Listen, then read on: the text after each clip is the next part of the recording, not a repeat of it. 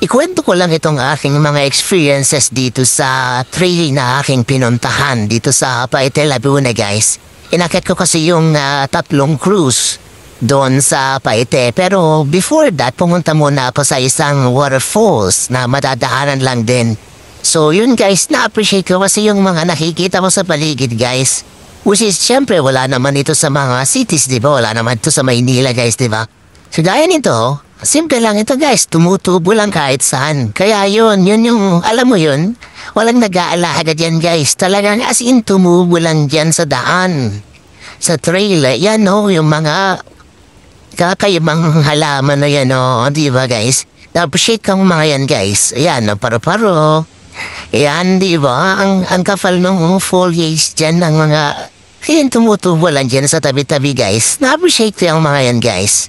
Sa totoo lang, ito mga, yan, di ko alam kung nakakain yan guys. Kaya hindi ko na siya pinakialaman. Pero na-appreciate ko sila guys. Sa inyo ba guys? Palagay nyo, nakakain ba yan?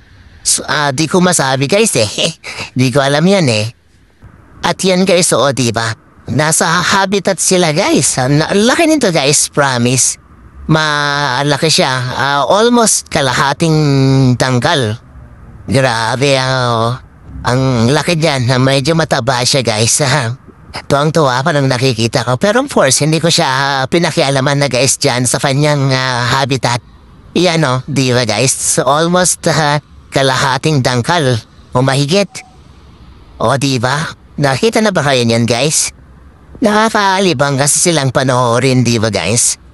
Huwag lang ahas, syempre. Delikado yun eh. Yan, mga simpleng mga dahon-dahon. Yan, appreciate ko sila guys sa aking pag-akyat dito sa isang bundok at merong tree. At ito yung aking kinantahan guys. Patikim na view.